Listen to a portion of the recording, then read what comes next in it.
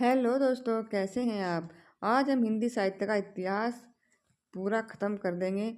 और चलिए शुरू करते हैं। भारतीय हिंदी साहित्य का इतिहास।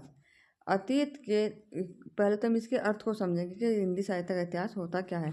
देखिए, अतीत के तथ्यों का वर्णन विश्लेषण जो कालक्रम से कहने के इसे जो आज घटना हुई, कल वाली परसों वाली, इससे जो कालक्रम के अनुसार जो इतिहास लिखा जाता है उसको इतिहास कहलाता है। और साहित्य के इतिहास में हमें साहित्य रचनाओं का अध्ययन ऐतिहासिक परिप्रेक्ष्य में करते हैं, अतः तत्कालीन परिस्थितियों का अध्ययन भी आवश्यकता होती है। आचार्य रामचंद्र शुक्ल ने इतिहास को जनता की चित्तवृत्ति का इतिहास मानते हैं, और जनता की चित्तवृत्ति तत्कालीन परिस्थितियों से परिवर्तित होती है, अतः साहित्य का स्वरूप भी इन परिस्थितियों के अनुरूप बदलता रहता है।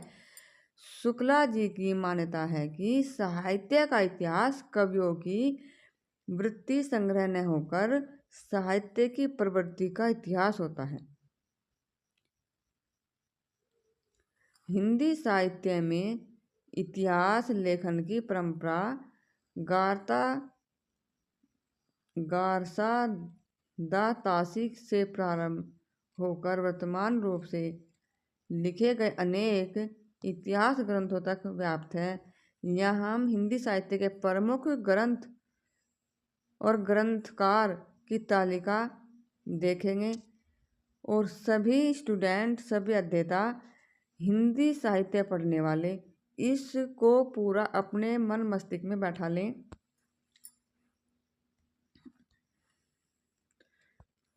देखिए, ये हमारी एक तालिका है जो कि हिंदी साहित्य इतिहास के प्रमुख ग्रंथों की लेखक, कीर्ति का नाम, रचनाकाल और विशेषताएं। सबसे पहले हैं गारता दत्तासी। इनकी कीर्ति का नाम है इतिश्वार द ला लिटरेरयू इतेयु हिंदुस्तानी। इन्होंने 1838 में फ्रेंच भाषा में लिखी, और ये नाम भी इसका फ्रेंच भाषा में ही है। फिर है शिव सिंह सेंगर। शिव सिंह सरोज, इनकी कीर्ति का नाम है शिव सिंह सरोज, और इन्होंने 1883 के लगभग 1000 कवियों का वृत्तांत लिखा है, यानी कि शिव सिंह सेंगर ने। आप अपनी बुक में साथ साथ नोट करिए, और इस नोट को बनाकर ऐसा एक कहीं भी खड़े होकर ऐसा प्रयत्न करिए जैसे आप किसी को पढ़ा रहे हैं, तो आपको निश्चित तौर पे एक दिन में पूरा कंठस्थ हो जाएगा, ऐसा मेरा मानना है। तो यानी कि जो शिव सिंह सेंगर थे, उन्होंने 1838 में लगभग 1000 कवियों का जीवन वृत्तांत लिखा। 1853 में, उसमें 83 में।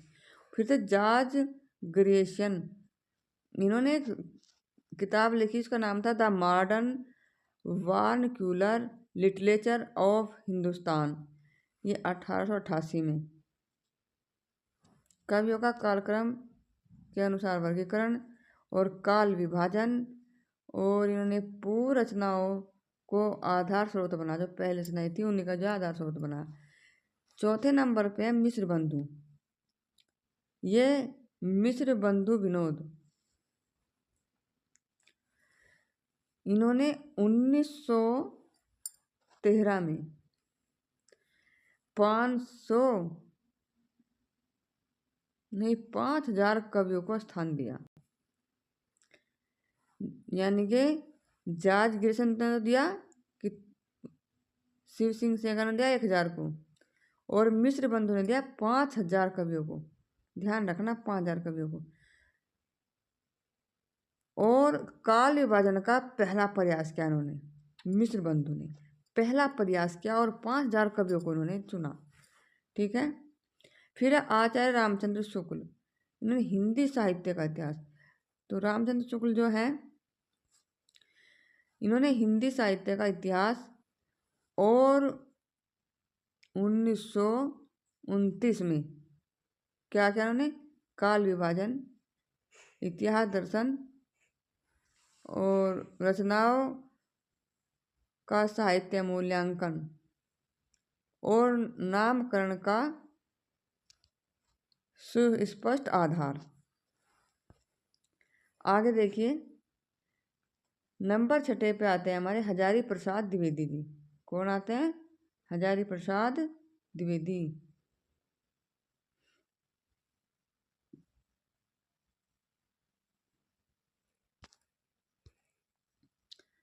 तो आचार्य हजारी प्रसाद द्विवेदी हिंदी साहित्य की भूमिका, बुक का नाम था ना कि हिंदी साहित्य की भूमिका और नवीन सामग्री और नूतन दृष्टि,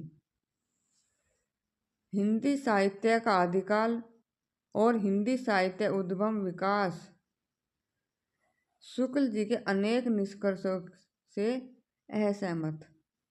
अब डॉक्टर रामकुमार वर्मा 7वें नंबर पे आते हैं। डॉक्टर रामकुमार वर्मा, इन्होंने हिंदी साहित्य का आलोचनात्मक इतिहास, यानी कि सबसे पहला आलोचना कर रहे जो है वो थे डॉक्टर रामकुमार वर्मा।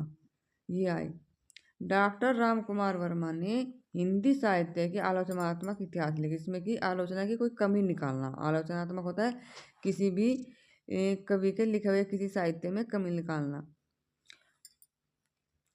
और 1938 में इनके 2 भाग प्रकाशित हुए। 1938 में 2 भाग प्रकाशित हुए डॉक्टर रामकुमार वर्मा के, देखते रहना आप लोग। और फिर डॉक्टर गणपति चंद्रगुप्त, डॉक्टर गणपति चंद्रगुप्त जो थे हिंदी साहित्य के वैज्ञानिक इतिहास इन्होंने लिखा 1965 में।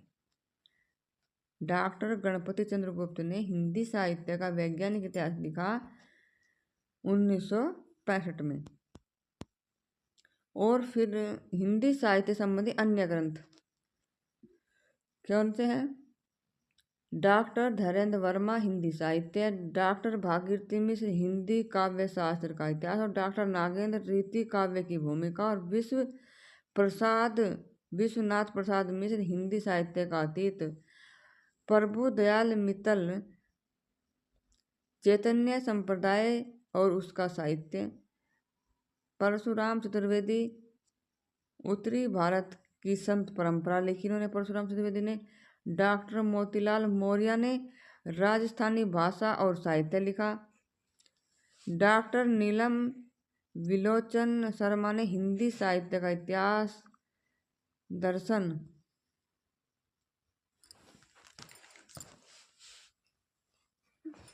अरे मम्मी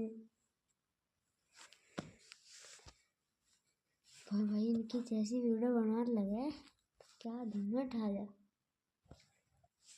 ऐसे बनाऊंगा मैं भी, को बनाऊंगा पीयूष।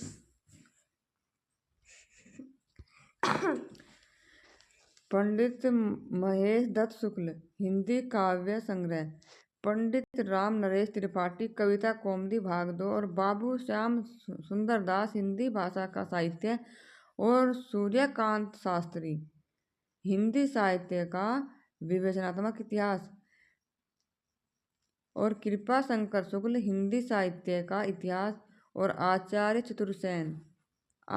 चतुरसेन हिंदी साहित्य का इतिहास, और नगरी प्रचारणी सभा हिंदी साहित्य की विवृत इतिहास 18 खंडों में। इसके 6 भाग रीतिकाल का संपादक डॉक्टर नगेंद्र ने किया है। डॉक्टर बच्चन सिंह आधुनिक हिंदी साहित्य का इतिहास, और डॉक्टर रामस्वरूप चतुर्वेदी हिंदी साहित्य की संवेदना का विकास, और डॉक्टर टीकाराम तोमर हिंदी वीर काव्य।